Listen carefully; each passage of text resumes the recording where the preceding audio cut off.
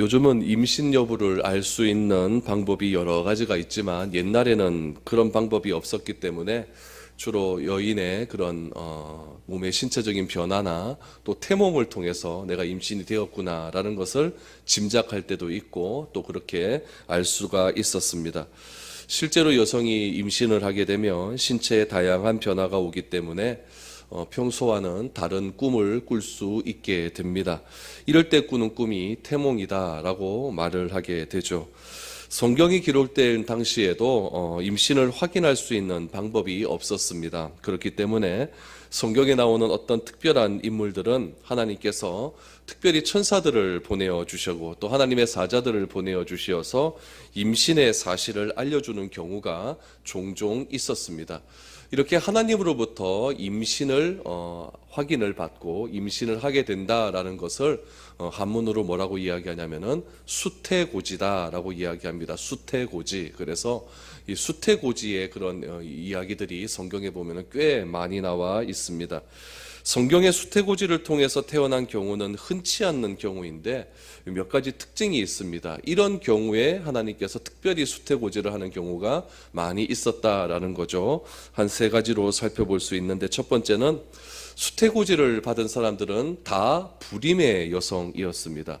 그 가정에 자녀들이 3명 있고 4명 있는데 어느 날 하나님이 나타나셔서 너에게 5번째, 6번째 아들을 주겠다라고 말하는 경우는 없었습니다. 고대에는 아이를 낳지 못하는 것을 죄로 여겼기 때문에 하나님은 이런 여인들을 불쌍히 여기셨고 또 특별히 이런 여인들에게 수태고지를 함을 통해서 그 아이를 통해 구원을 이루는 경우가 꽤 많이 성경에서 나타나고 있습니다.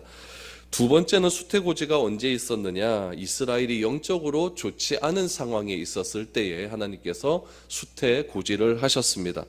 이때는 언제였냐면은 도저히 이스라엘이 자생적으로 회복의 가능성이 보이지 않을 때, 자생적 회복의 가능성이 보이지 않을 때 하나님께서 이렇게 수태고지를 하십니다. 신앙을 완전히 잃어버리게 되면 말씀으로만 일어서지 못하는 경우가 애법 있습니다. 우리도 굉장히 힘이 든 어려움, 고난에 빠지게 되면은 하나님이 잘 보이지가 않습니다. 현실의 어려움이 내 눈앞에 딱 들어오게 되면은 왜 나에게 이런 어려움이 다가오는가부터 이게 생각이 되어지는 것이지 하나님이 잘 보이는 때가 잘 없습니다. 그럼에도 불구하고 이 말씀이라고 하는 것은 굉장히 힘이 있기 때문에 다시 그 사람을 일어서게 하는 원동력을 허락해 준다는 겁니다. 그러나 완전히 나락에 빠지는 경우가 있습니다. 완전히 신앙이 침체가 되어지는 경우에는 하나님께서 초강력 수단을 사용하시죠. 어떤 기적과 같은 수단을 사용하시는데 그 기적의 한 부분이 수태고지다라는 이야기죠. 그래서 이스라엘이 영적으로 완전히 밑바닥을 칠 때 하나님께서 이런 수태고지를 허락해 주셨습니다. 세 번째는 하나님이 자신의 능력으로 이스라엘을 구원하실 때 수태고지를 해 주셨습니다. 이스라엘은 스스로 일어날 능력이 없게 됩니다. 그때 하나님께서 한 사람을 준비시키시는데 그 준비시킴이 언제부터 준비를 시키시냐면은 그 아이가 여인의 뱃속에서 들어서기 전부터 준비를 시키는 겁니다. 준비를 시키셔서 하나님의 반드시 택한 백성이다라는 것을 분명히 인지시켜 주셨고 특별히 예레미야 같은 경우에서 보면은 복중에서 내가 너를 구별했다라고 하는 말씀도 나오다시피 하나님께서 태중에서 구별하셔서 그 아이에게 그 여인에게 수태를 고지함으로 하나님의 능력이 이 땅 가운데 임할 것이다 라는 것을 이렇게 선언해 주시는 때가 있습니다. 신약 성경에도 보면은 이 수태고지를 통해서 태어난 경우가 있죠. 우리 성경 처음 시작할 때 신약 성경을 시작하면은 세례 요한의 어머니 엘리사벳에게 천사가 나타나서 이 임신을 알려주는 그런 경우가 있습니다. 또 다른 하나는 예수님의 육적인 어머니였던 마리아에게 수태고지를 한 경우입니다. 엘리사벳은 육체적인 불임의 여성이었습니다. 좀 구별을 해야 되는데 엘리사벳은 육체적인 불임의 여성이었다고 한다면 마리아는 육체적인 불임의 여성은 아니었습니다. 마리아는 육체적인 불임이라기보다는 윤리적인 불임이라고 보는 것이 더 가깝습니다. 왜냐하면 마리아는 그때 당시에 요셉과 정혼한 상태였습니다. 법적으로는 부부였지만 아직까지 혼동침을 하지 않은 그런 상태를 정혼의 상태다라고 그렇게 말을 할 수가 있는데 정혼의 상태였기 때문에 아직까지 마리아는 불임의 상태는 아니었죠. 그냥 윤리적인 사회적인 그런 불임의 상태였습니다. 그러나 하나님께서는 모든 죄인을 구원하시기 위한 비상한 방법으로 마리아에게 수태를 고지해 주셨다는 겁니다. 세례 요한과 예수님에 대한 수태 고지를 할 때 이스라엘의 영적인 상태를 한번 보시기 바랍니다. 로마 제국의 억제에 휘말려서 완전히 믿음은 절망의 상태였고, 하나님께서는 이런 믿음의 절망적인 상태에 가운데 있는 그런 민족을 사랑하셔서 세례 요한과 예수님을 초강력 수단으로 보내어 주셨다는 이야기입니다. 그럼에도 불구하고 어떻습니까? 세례 요한은 헤롯에 의해서 목이 날아나게 되었고, 예수님은 유대인들에 의해서 십자가에 못 박히는 그런 상황이 되지 않습니까? 그만큼 이스라엘의 영적인 상태가 암흑기였다는 것을 알 수가 있는 것이죠. 오늘 본문에 나타난 이 단지파에 있는 한 사람, 마노아라고 하는 사람의 아내에게 하나님께서 사자를 보내어져서 수태를 고지하는 내용이 오늘 본문에 등장을 합니다. 여러분, 그 당시에 지도자들의 상황은 어떠했냐면, 우리 지난주에도 말씀을 드렸다시피 자녀가 30명, 40명은 기본이었습니다. 기드온은 몇 명이었습니까? 아들만 70명 아닙니까? 이건 기본적인 그런 상황이었죠. 이럴 때 하나님께서 한 사람을 주목하여 주셨다는 이야기입니다. 한 사람을 주목하여 주셨고 수태를 고지해 주셨다는 겁니다. 그러면은 이 마노아 부부에게 수태 고지가 임할 때에 이스라엘의 상황이 어떠했는지 조금 살펴볼 필요가 있습니다. 이 마노아가 아기를 못 낳을 때 이 상황은 여러분 사사기 10장 7절로 다시 되돌아가 보아야 됩니다. 우리 사사기 10장 7절 말씀을 한번 보시기를 바랍니다. 사사기 10장 7절 우리 같이 한번 읽어보겠습니다. 시작. 여호와께서 이스라엘에게 진노하사 블레셋 사람들의 손과 암몬 자손의 손에 그들을 파심해라고 말씀하시죠. 여호와께서 이스라엘에게 진노하셨습니다. 그래서 어떤 일을 벌이셨냐면은 입다를 세우셔서 입다를 통해 이 길르앗 지방, 다시 말하면 요단강 동편 지방은 암몬 자손에게서 구원하게 하셨고, 똑같은 시대입니다. 똑같은 시대 때에 블레셋 사람의 손에서는 누구를 통해서 구원을 하십니까? 삼손을 통해서 구원을 하신다라는 이야기죠. 그래서 이 똑같은 이 시대에 사사기 10장 7절에 아주 이스라엘이 암흑기에 빠져 있는 이 시대에 하나님께서 동일하게 일을 하시기 시작을 하는데, 길르앗 지방을 위해서는 입다를 통해서 구원을 하게 하시고, 블레셋의 억압을 받고 있는 이 블레셋 땅은 이스라엘 지중해의 가장 서남쪽에 있는 지방이거든요. 요즘 말로 하면은 가자지구죠. 가자지구에 있는 곳이 블레셋 땅인데, 그 블레셋 땅 인근에 접해 있는 그 지파가 단지파였습니다. 그래서 그 단지파를 위해서는 하나님께서 마노아의 가정에 삼손이라고 하는 사람을 보내어 주셔서 그들을 구원하신다라고 하는 계획을 해 주셨다는 이야기입니다. 이런 시대적인 상황 속에서 하나님께서는 오늘 사사기 13장 1절 말씀을 통하여서 이스라엘 민족에게 한 사람을 보내어 주시기로 작정을 하시는데, 1절의 상황은 무슨 말씀이냐면은 그 당시에 이스라엘의 상황이 이랬다라는 이야기입니다. 10장 17절에서 10장 7절 이후에 블레셋 땅 근처에 있는 단지파의 상황은 이러했고, 10장 7절 이후에 길르앗 지방의 상황은 우리 10장 이후에 본 말씀처럼 입다의 상황은 그러했다라는 이야기죠. 그래서 동일한 시대로 여러분들이 바라보시고 이 말씀을 이해하셔야 됩니다. 13장 1절 말씀 다시 한번 보시기 바랍니다.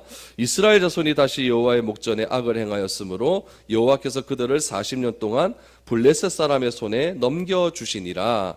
여러분, 이 1절에서 우리가 그동안 봐왔던 사사기의 사이클이 있는데, 그 사이클 중에 하나가 빠졌다는 것을 우리가 발견을 할 수 있어야 됩니다. 여러분, 사사기에서는 어떤 사이클이 있냐면은 이스라엘이 하나님을 버리게 됩니다. 우상을 숭배하죠. 하나님을 버리게 되면은 하나님이 어떻게 하시냐면 그 주변에 있는 이방인을 크게 하셔서 이방 나라를 통해서 이스라엘을 침범하게 하시죠. 괴롭히게 하십니다. 그럼 어떻게 합니까? 이스라엘 백성들이 하나님께 부르짖기 시작을 하죠. 부르짖으면 하나님께서 누구를 보내주십니까? 사사를 통해서 구원해 주신다. 이것이 사사기에서 계속 반복되는 하나의 사이클입니다. 범죄하고 이방 나라의 압제가 시작되고 부르짖으면 사사가 와서 구원해 준다. 요 사이클인데 여러분 1절 말씀을 보십시오. 뭐가 빠집니까? 이스라엘이 부르짖었다는 말이 없습니다. 부르짖었다는 말이 없어요. 하나님께서는 그 부르짖음을 들으시고 사사를 보내어 주셔서 그 땅을 구원하시는데 이 삼손의 때는 이 사이클조차도 지금 없어지는 그런 때라는 이야기죠. 무슨 말입니까? 왜 부르짖지 않을까요? 그만큼 영적으로 완전히 죽어버렸기 때문에 그렇다는 거죠.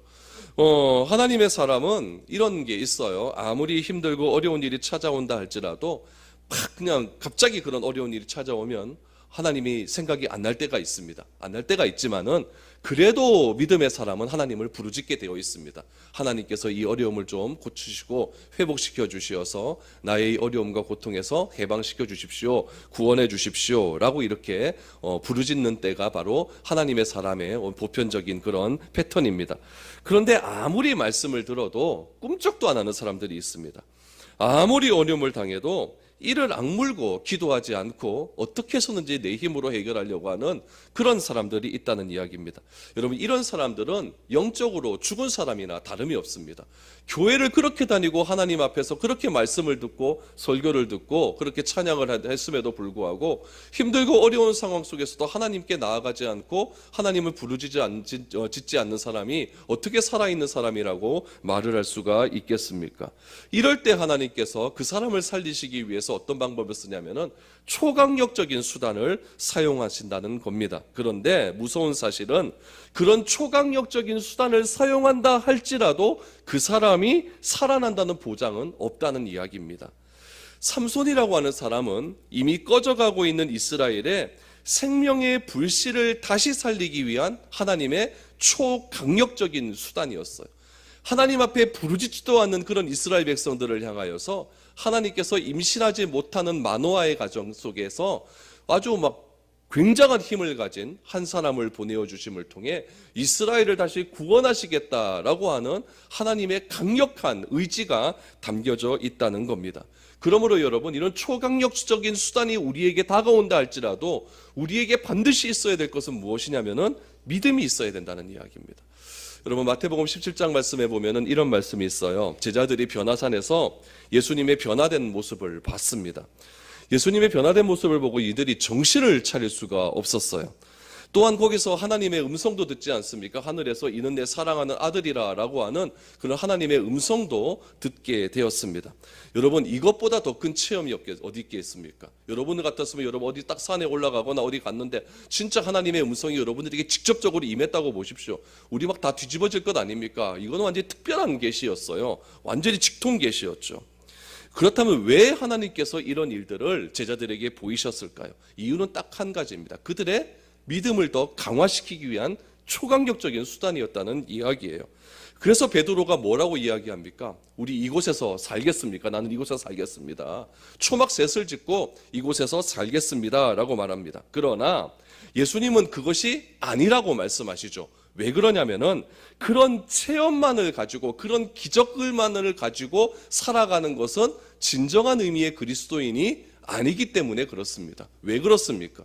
지금 베드로를 비롯한 제자들이 변화산에서 예수님이 변화되고 하늘에서 음성을 듣는 그 순간에 산 밑에서는 어떤 일들이 있었냐면은 귀신 들린 한 아들이 고통받는 장면이 있었고 그 귀신을 쫓아내지 못하는 제자들의 고통이 있었기 때문에 그렇다는 이야기입니다. 그러므로 여러분, 부흥의 체험, 하나님으로부터 내려오는 어떤 기적적인 체험은 필요합니다. 그러나 여러분, 이런 기적주의, 부흥주의에 빠져서는 절대 안 된다는 이야기예요. 우리가 1년 365일 수련회만 하고 살 수는 없지 않습니까? 우리가 1년 365일 부흥회만 하고 살 수는 없는 것 아닙니까? 우리의 삶의 터전은 이 교회가 아니라 어디예요? 세상입니다. 세상. 하나님께서 교회를 허락하신 이유는 무엇이냐면은 이곳에서 은혜를 받고 그 받은 은혜, 받은 체험을 가지고 어디서 살라는 거예요? 세상에 나가서 살아서 하나님을 드러내는 삶을 살으라는 것이지 이 교회에서만 주구장창 먹고 살고 막 그렇게 하라는 것이 아니라는 이야기입니다. 여러분, 기적은 중요하죠. 어떤 신비적인 체험 정말 중요합니다. 그 기적은 충격 요법과 같은 것이지 여러분, 기적이 나를 살리는 것은 아니라는 이야기예요. 우리는 정상적인 호흡을 하며 살아가고 정상적인 말씀을 붙들고 살아가야 되지, 맨날 기적만 간구하고 맨날 부흥에 쫓아다니고 그래서 살림살이 다 내팽겨쳐 놓고 직장도 안 다니고 그렇게 사는 것은 진정한 의미의 그리스도인이 아니라는 이야기입니다. 내가 말씀을 듣고 그 말씀 속에서 은혜를 체험하고 그 받은 은혜 체험을 세상에 나가서 내가 소금으로 빛으로 삶을 살아갈 때에 그것이 진정한 의미의 부흥이고 그것이 진정한 의미의 기적의 능력이지, 맨날 기적만 바라는 삶을 살아서는 안 된다는 이야기입니다. 오늘 이 본문 말씀 속에서도 블레셋에게 고난을 받는 단지파를 비롯한 이스라엘의 백성들, 도무지 살아날 기미가 안 보이는 그런 상황에 처해 있었습니다. 그런 상황에 처해 있는 백성들을 향하여서 하나님께서 초강력적인 수단을 허락하여 주시는 겁니다. 왜 그렇습니까? 이 초강력적인 수단을 통하여서 불임의 여성에게 임신이 되는 그런 능력을 통하여서 이 단지파를 다시 한번 구원하겠다라고 하는 하나님의 의지가 담겨져 있는 겁니다. 그럼 어떻게 하나님께서 구원을 하십니까? 2절과 3절 말씀을 보십시오. 소라 땅의 단지파의 가족 중에 마노아라 이름하는 자가 있더라. 그의 아내가 임신하지 못함으로 출산하지 못하더니 여호와의 사자가 그 여인에게 나타나서 그에게 이르시되, 보라, 내가 본래 임신하지 못함으로 출산하지 못하였으나 이제 임신하여 아들을 낳으리니 라고 말합니다. 여러분, 단지파는 이스라엘의 12지파 중에서 땅 배분을 가장 안 좋은 곳에 배분을 받은 그런 지파 중에 하나입니다. 이스라엘의 땅 배분은 민수기에 보면은 인구 조사를 하지 않습니까? 인구 조사를 하고 난 다음에 그 인구의 수에 따라서 이렇게 땅 배분이 일어나게 되는데, 민수기에는 두 번의 인구 조사가 나옵니다. 첫 번째 인구 조사는 출애굽 1세대를 위한 인구 조사예요. 그런데 가데스 바네아에서 범죄함을 통하여서 출애굽 1세대는 다 죽지 않습니까? 그리고 난 다음에 광야에서 새로운 사람들이 태어나게 되는 거예요. 그 새로운 사람이 태어난 인구수를 다시 세는 게 민수기의 두 번째 인구조사입니다. 그 두 번째 인구조사를 통하여서 하나님께서 각 지방의 각 지파의 인구의 수를 따라서 제비를 뽑아서 그렇게 땅들을 나누어 주었습니다. 그런데 이 단지파는 어느 곳에 위치했냐면은 블레셋과 가장 인접한 곳에 위치를 했습니다. 블레셋과 가장 인접한 지역은 서쪽으로 가면 갈수록 굉장히 땅이 좋습니다. 땅이 좋고, 동쪽으로 가면 갈수록 땅이 굉장히 험난한 그런 산악지대가 들어가게 되고, 남쪽으로 내려가면 광야지대, 굉장히 삭막한 그런 땅이 들어가게 됩니다. 그래서 서쪽 끝으로 지중해 연안으로 가게 되면 굉장히 풍족한 땅이 나오게 되거든요. 그쪽 땅을 차지한 민족이 누구였냐면은 블레셋 사람들이었습니다. 지금의 가자 지구입니다. 문제 많이 나는 데 있잖아요. 그렇죠? 팔레스타인들을 살고 담벼락 높이 내놓아서 사는 그 가자 지구예요. 그곳에 살게 되는데, 그 가자 지구와 가장 인접하게 땅을 배분받은 사람들이 누구였냐면은 단지파였습니다. 그러니까 단지파와 블레셋 사람들은 계속 이렇게 전쟁을 하는 그런 지파들이었고, 그런 사이였고, 단지파는 그 구름 위에서 살 수밖에 없었어요.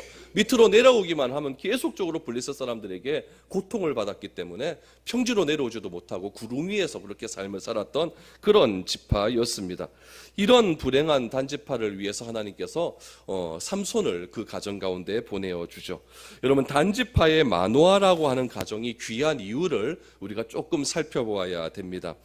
여러분, 부부에게 자식이 없습니다. 자식이 없어요. 그런데 이 마노아라고 하는 가정은요, 자식이 없었음에도 불구하고 인간적인 방법을 사용하지 않았다는데, 이 마노아의 가정이 복된 가정이라는 것을 우리가 알아야 됩니다. 그 당시에 여러분, 우리가 사사기 12장 말씀을 보니까 어떤 이야기를 했냐면 12장 13절 또 12장 11절 그 앞 뒤쪽에 보면 8절 이런 데 보면은 입산에 대한 이야기도 나오고 압돈에 대한 이야기도 나오지 않습니까? 여러분, 입산은 어떻습니까? 아들 30, 딸 30 이렇게 있지 않습니까? 그리고 모두 외국인과 결혼을 시켰다고 말씀을 드리지 않았습니까? 여러분, 한 가정에 그 당시에는 자식이 많음이 굉장히 축복이었어요. 복이었어요. 그러나 입산은 한 명의 아내에게서 이렇게 많은 자손을 얻은 것은 아니었다는 이야기죠. 그는 순수하게 하나님이 주신 축복으로 만족하는 사람이 아니라 인위적인 방법으로 복을 쟁취하려고 했던 그런 사람이었다는 거죠. 그 집안에 자손이 많다는 것은 어떤 인식이었냐면은 하나님이 복을 많이 주셨다라고 하는 그런 인식 속에 살아가는 사람들이었는데, 그냥 한 여자와 결혼해서 그 여자로부터 자식을 낳아 살면은 복된 자녀다, 복된 가정이다라고 했을 텐데, 수십 명의 여자를 자기의 아내로 삼고 그 아내에게서 60명의 자식을 낳았으니 이거는 인위적인 방법으로 복을 쟁취하려고 하는 그런 사람이 바로 입산이었다는 이야기입니다. 이 사람이 누구였습니까? 사사 아닙니까? 한 나라의 지도자였다는 이야기예요. 압도는 어떻습니까? 아들 40에 손자 30이었어요. 자식을 짜내는 겁니다. 짜내는 거예요. 그렇게 해서라도 내가 복을 받아야겠다라고 하는 그런 인위적인 생각이 많이 있었다는 이야기예요. 이것을 통해 우리가 알 수 있는 사실은 무엇이냐면은, 이 당시의 사회는, 이스라엘 백성들 사이에는 하나님이 주신 복으로 만족하는 것이 아니라 스스로 복을 만들어내려고 하는, 인위적으로 만들어내려고 하는 그런 사회적 분위기가 팽배했다는 이야기예요. 어디서부터 그런 분위기가 있습니까? 지금 사사부터 있다는 이야기예요. 지도자부터가 그렇게 복을 받으려고, 인위적인 복을 받으려고 애쓰고 있는 분위기였기 때문에 그 당시의 평민들, 그 당시의 일반 백성들이 그렇게 산다고 해서, 그렇게 인위적인 복을 짜낸다고 해서 뭐라고 할 사람 하나도 없는 시대였다는 이야기죠. 그러니 여러분, 기드온도 70명이나 되는 그런 아들이 있었으니까 얼마나 이게 여러분 그 당시에 하나님이 주신 복으로 만족하지 못하고 그렇게 살아가는 사회적 분위기였겠습니까? 근데 마노아 부부는 어떻습니까? 다른 사람들은, 자기의 위에 있는 지도자층의 사람들은 가만히 보니까 아들이 30, 딸이 30, 어떤 시라면 아들, 손자 다 합쳐서 70명, 기드온은 아들만 70명. 여러분, 이런 이야기들 다 듣고 살지 않았습니까? 그러면서 이 부부의 마음은 어떻겠습니까? 왜 우리들은 자녀가 없을까? 이런 고민을 안 했겠습니까? 왜 안 했겠습니까? 또 마노아도 나도 자기 지도자들처럼 다른 여자 하나 구해서 나도 대를 잇고 싶었다라고 하는 그런 마음 왜 들지 않겠습니까? 그러나 마노아가 잘한 것은 무엇이냐면, 마노아의 이름도 알려져 있지 않는 그 아내가 잘한 것은 무엇이냐면은, 그 당시의 환경을 따라가는 것이 아니라 끝까지 하나님이 주신 복을 받기 위해서 기다리고 인내했다는데 큰 점수를 줄 수 있다는 이야기입니다. 여러분, 하나님께서 이처럼 마노아의 가정을 복을 주셨다는 것은 무엇이냐면은, 자녀의 복이 아니라 특별한 목적을 가지고 이 마노아의 가정 가운데 이러한 사회적 분위기 속에서 그런 사회적 분위기를 따라가려고 할 때 하나님께서 그들의 마음을 지켜주셨다는 것이 가장 큰 복이었다는 이야기예요. 오늘 특별히 3절 말씀에 보면 하나님께서 틀림없이 이렇게 말씀을 하십니다. 보라, 내가 본래 임신하지 못함으로 출산하지 못하였으나 이제 임신하여 아들을 낳으리니 라고 말합니다. 마노아의 아내에게는 자녀의 복이 원천적으로 봉쇄되었다는 것을 뜻하고 있습니다. 원래 임신하지 못한다. 여자는 이제 불임의 여자였다는 거죠. 원래 임신하지 못하는 그런 여인이었어요. 그런데 하나님이 마노아와 그의 아내를 이렇게 준비시킨 이유가 무엇이겠습니까? 그것은 바로 부모의 신앙이 중요하다는 것을 알려주기 위함이에요. 여러분, 신앙이라는 것은요, 절대 혼자서 안 됩니다. 신앙은 누구로부터 배워야 되고, 신앙이라고 하는 것은, 믿음이라는 것은 누구로부터 봐야 된다는 이야기예요. 롤모델이 좀 있어야 된다는 이야기예요. 이스라엘의 위대한 구원자들을 보십시오. 이스라엘의 위대한 선지자들을 보십시오. 위대한 신앙의 어머니로부터 신앙의 유산을 전수받지 않습니까? 신앙의 사람은요, 하늘에서 그냥 떨어지는 법이 없습니다. 모두 위대한 어머니, 부모님으로부터 믿음의 유산을 받았고, 또 스승님으로부터 그런 신앙을 배워가게 됩니다. 그래서 하나님은 위대한 구원자를 먼저 보내주시기 전에 마노아와 그의 아내를 위대한 믿음의 사람으로 만들어 가시는 겁니다. 어떤 걸 통해서요? 불임이라고 하는, 임신하지 못한다고 하는 그런 시대, 그 시대에 손가락질 받는 그런 것을 통해서 이 가정 가운데 있는 모든 자존심을 다 내려놓게 만들어 버리는 겁니다. 다 내려놓게 만들고 온전히 하나님만 의존할 수 있는 그런 삶으로 하나님께서 이들 부부를 점점 성화시켜가는 그런 단계가 있었다는 이야기예요. 그런 성화된 삶의 부모 밑에서 누가 태어납니까? 삼손이라는 사람이 태어나게 되었다는 이야기예요. 여러분, 이런 가정에, 이런 부모, 이 마노아 부부에게 무슨 자존심이 남아 있겠습니까? 포기하지 않고 내려놓지 않는 자에게서 나오는 것이 자존심이고 교만이라고 한다면, 내가 다 포기하고 다 내려놓은 사람에서 나오는 것이 바로 겸손함과 긍휼함이라는 것을 우리는 기억해야 됩니다. 그렇기 때문에 임시를 하게 되면 전적인 하나님의 은혜였다는 것을 마노아 가정은 알게 되는 거죠. 이처럼 낮아진 여인에게, 완전히 내려놓은 여인에게 하나님의 구원의 역사가 임하게 됩니다. 하나님은 마노아의 아내에게 태어날 아들에 대한 이야기를 해주는데 4절에서 7절까지의 말씀을 쭉 보시면은 아들에 대한 이야기를 해 주십니다.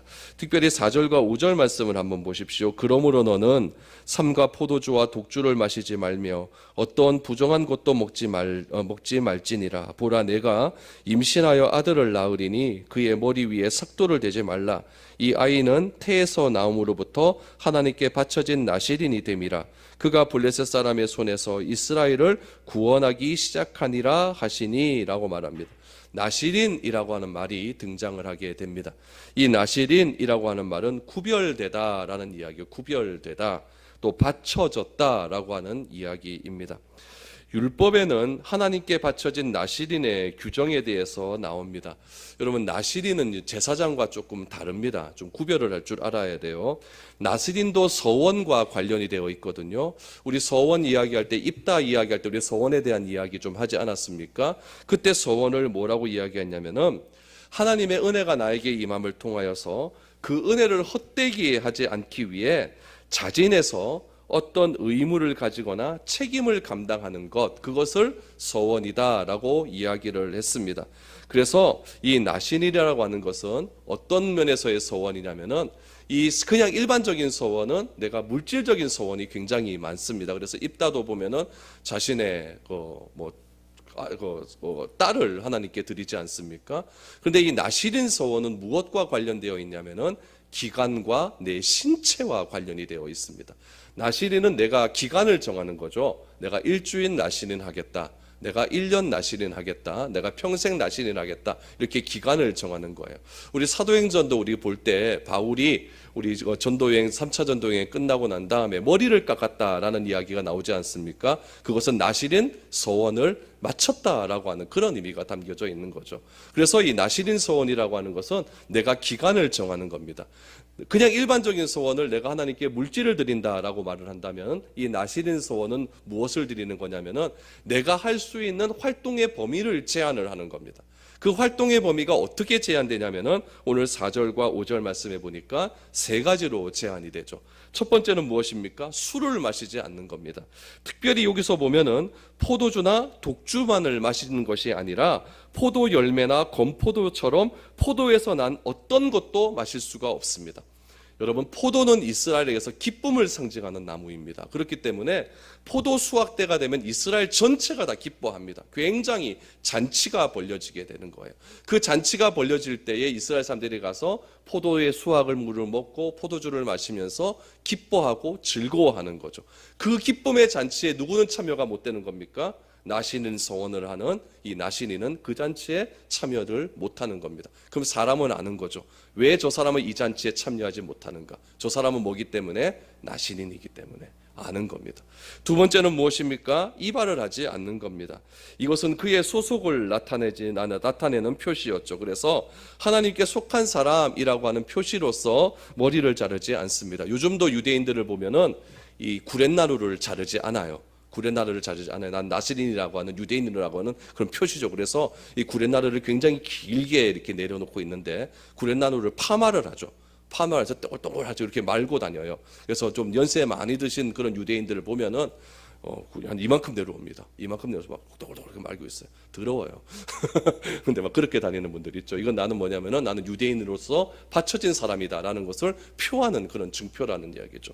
세 번째는 무엇이냐면은 시체나 부정한 것을 가까이 할 수 없습니다. 이 나실인은 심지어는 부모가 돌아가셔도 이들은 장례식에 참여를 못합니다. 그래서 이 세 가지를 왜 이렇게 했느냐? 이 세 가지를 왜 이렇게 했느냐? 구별된 삶을 살라는 거죠. 머리를 안 깎는 사람, 장례식에 참여를 하는 사람, 잔치에 있어도 그 잔치에 참여 안 하는 사람들을 보면 아, 저 사람은 나실인이구나, 하나님께 드려진 사람이구나. 그러면 그 사람은 어떤 삶을 살겠습니까? 조금 다른 삶을 살겠죠. 좀 그냥 구별되지 않는 사람에 비해서 좀 더 하나님 앞에 헌신된 삶을 살려고 노력을 할 것이고, 또 하나님 앞에서 신실한 삶을 살려고 노력을 하려는 그런 모험들이 많아질 것입니다.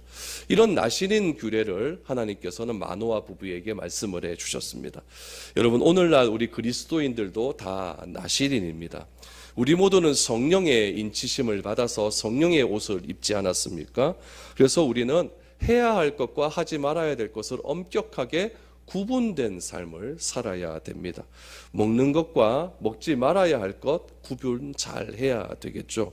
삼손은 태어날 때부터 나신인으로 구별되어 있었기 때문에 그의 어머니는 포도주나 독주를 삼가하고 부정한 것을 멀리 했습니다.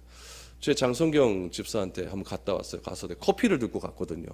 커피를 가서 커피 하나 마시라 그랬더니, 목사님, 저한테 커피를 사주시면 됩니까? 이러더라고요. 와, 이랬더니 모유 수유하는 사람한테 카페인이라 그러니 뭐 이런 얘기를 하더라고요. 그래서 모유 수유하면 커피 먹으면 안 되나 그랬더니 안 된대요. 안 된대요. 저를 잘 모르겠는데 하여튼 안 된답니다. 여러분, 일반 엄마도 이래요. 그럼 나신인으로 소원을 받았던 이 어머니의 마음은 어떻겠습니까? 포도 먹었을까요? 안 먹습니다. 철저하게 구별된 삶을 사는 거예요. 왜 저 사람은 임신을 하고 난 다음에 저런 삶을 살았을까? 궁금할 것 아닙니까? 하나님이 나에게 수태고지를 해주셨다. 이 아이는 나신인으로부터 태어나면서부터 그렇게 나신으로 소원된 사람이다. 구별된 삶 철저히 살 겁니다. 이 나노아의 아내는 그렇게 아이를 잉태하고 아이를 임신하는 그 10개월 동안 철저하게 구별된 삶을 살았을 것이고, 그 아이가 태어나는 그 순간 또 아이에게 계속적으로 너는 하나님의 나신이라는 것을 반복적으로 교육을 했을 것입니다.